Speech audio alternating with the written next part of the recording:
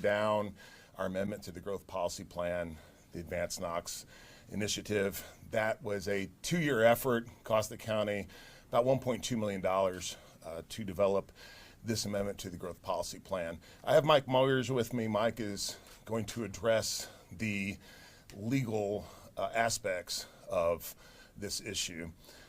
One thing to keep in mind is this body of law is PC 1101 in the Tennessee Code.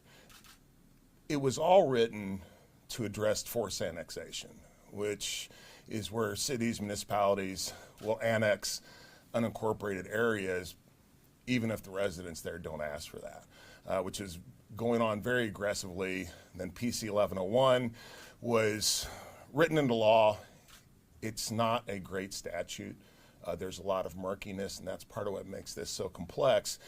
And the other issue with it is that the General Assembly outlawed forced annexation.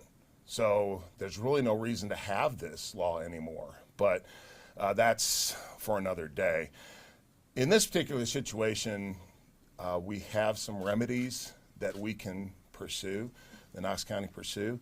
And one of those is to declare an impasse pursuant to TCA 6-58-104B1. And essentially what that does is go to the state for mediation and potential arbitration. I was pretty disappointed in the vote because we had everybody at the table throughout this process. It was very transparent, a lot of community input. One of the most disappointing things was the 3 aldermen who voted against the amendments didn't partake in that process. They did not return surveys of infrastructure issues regarding their area. So they didn't partake, yet they choose to vote against this.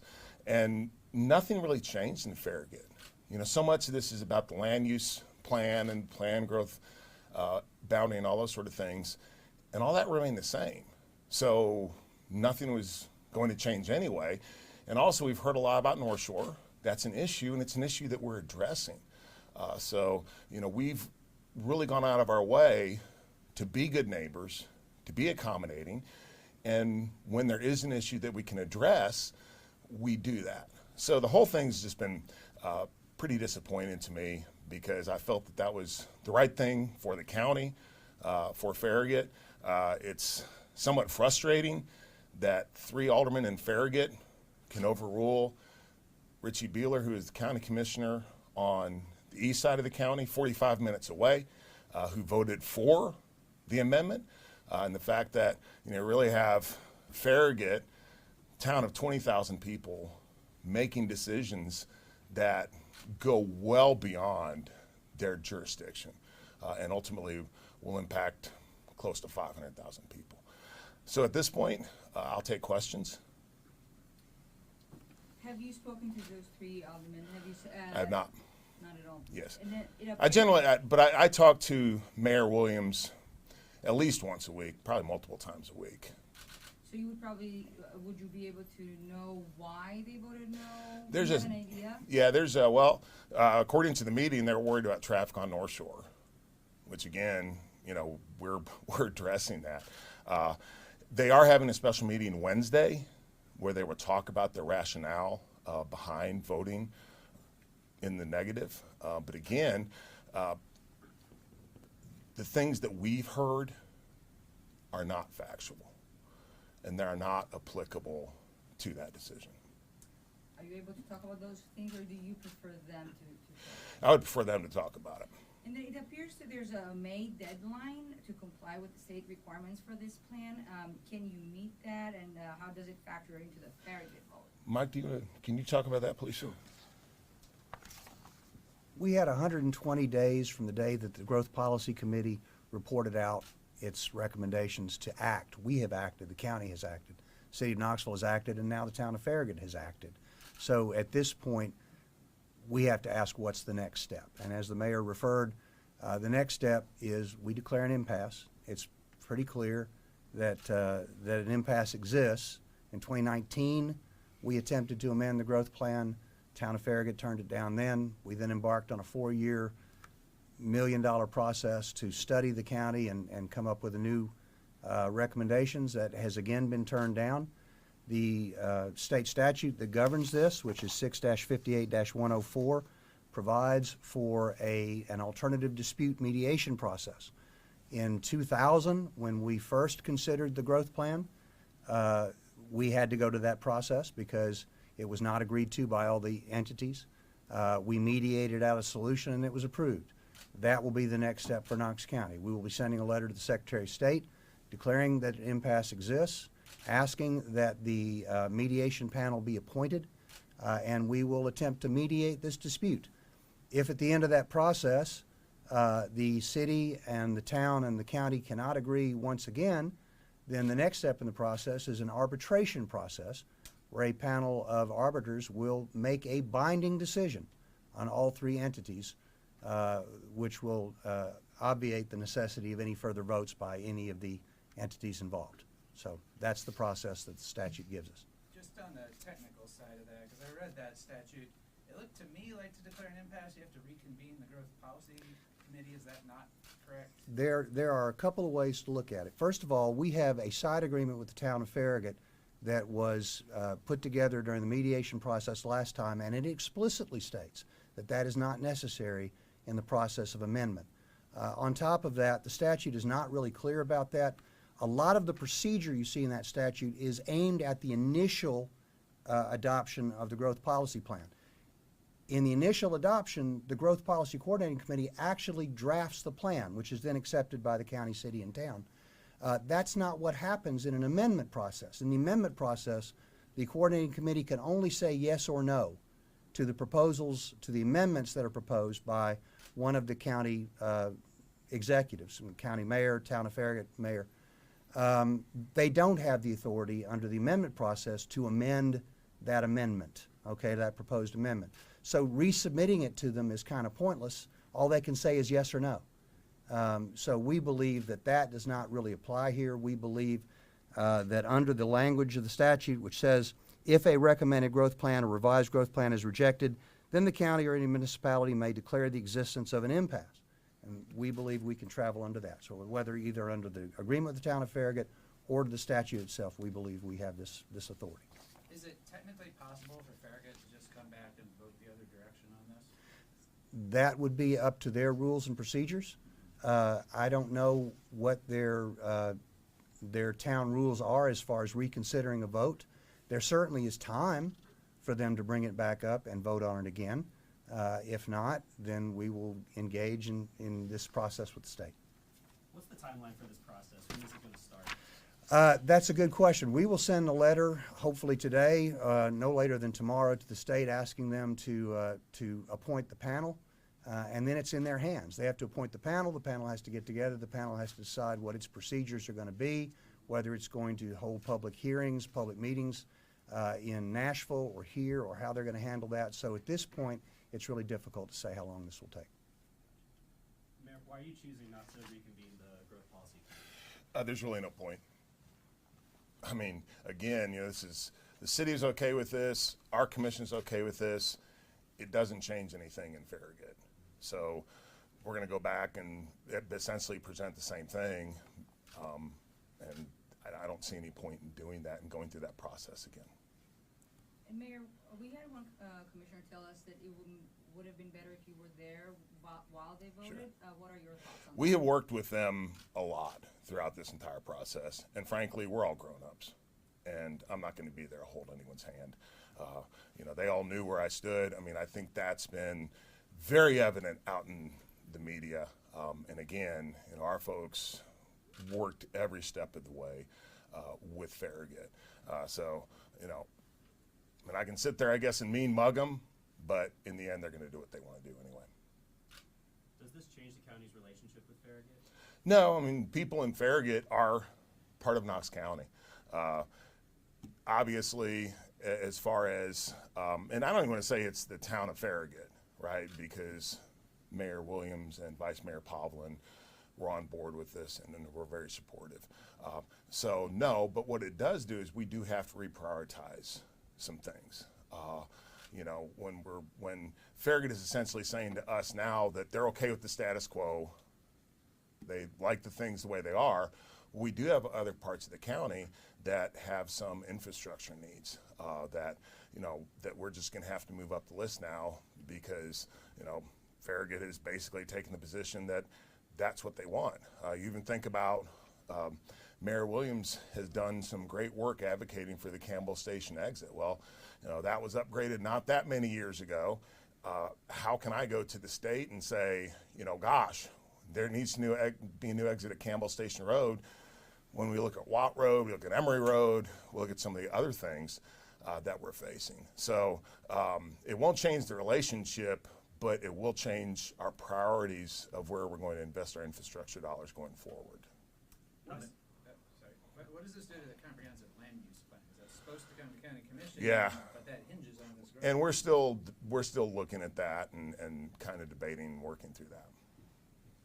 Mayor, so I mean, with this not passing, should the status quo continue of, you know, nothing happening, what kind of position does that put the county in terms of accepting all the new people that are moving into Madison? Well, this is what we've been talking about the whole time. It's going to end up potentially costing us a lot more money. We will see if we cannot get to where we'd like to be. We'll see Hardin Valley probably in East Knox County, which is what we're trying to avoid. So all those scenarios that we've been talking about for months, even years now, will take place for the negative.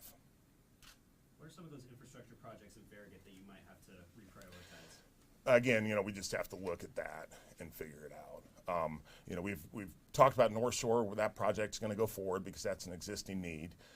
But some of the things that we might be looking at for helping with future growth probably will have to be reprioritized. Mayor, do you think, we've heard politicians say that one town should not block the future of 500,000 people. Do you think there should be consequences to those 3 men? The consequences are just a natural outcome of the vote. Again, which is we have to reprioritize our investment dollars. You know, you have to understand again that people of Farragut are still Knox Countyans.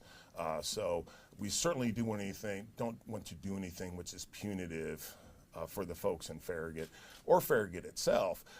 It's just that the signal that's now been sent is why would we do some of the things that we might do in the future if Farragut just wants to maintain the status quo? And we have other places in the county that's not an option.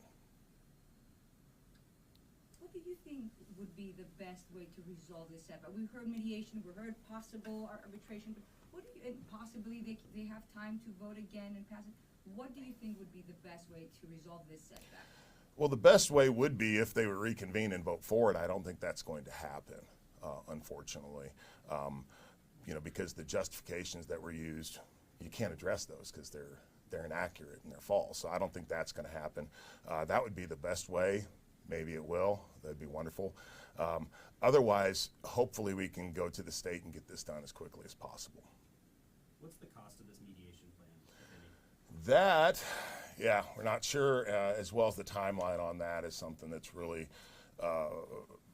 just determined as we move forward. Last time this happened, it was 18 months. However, that was the initial growth policy plan. Since this is an amendment, it'll probably be less than that, but it will still be a significant time before this is resolved, in this case, if we have to go that route. You've talked about going to the state before to actually look for legislative changes to that law. Right. Does this give added impetus to, I know you can't do that this year, we're at the end of the session, but is that something you might look at? It's just, yes, I would love to do that. This is just a very frustrating process because instead of being able to go to our commission and just get it done, we have to then go to the city and then go to Farragut, and it's a time-consuming process. And again, you know, the city did recode Knoxville, and when they did that, the county wasn't actually at the table, which is fine. That's absolutely their prerogative, you know, and we're good partners with the city, you know, but then it kind of boggles my mind that the towns can do whatever they want inside their own limits, which infects the county as well. But then the same argument we can't make, right? Now, when we try to do something which doesn't impact them, interior anyway, then we're told that they have to have a seat at the table. But when they want to do things, we don't get a seat on the table, even though they're inside the county and it does impact us. So again, the whole reason for this was forced annexation.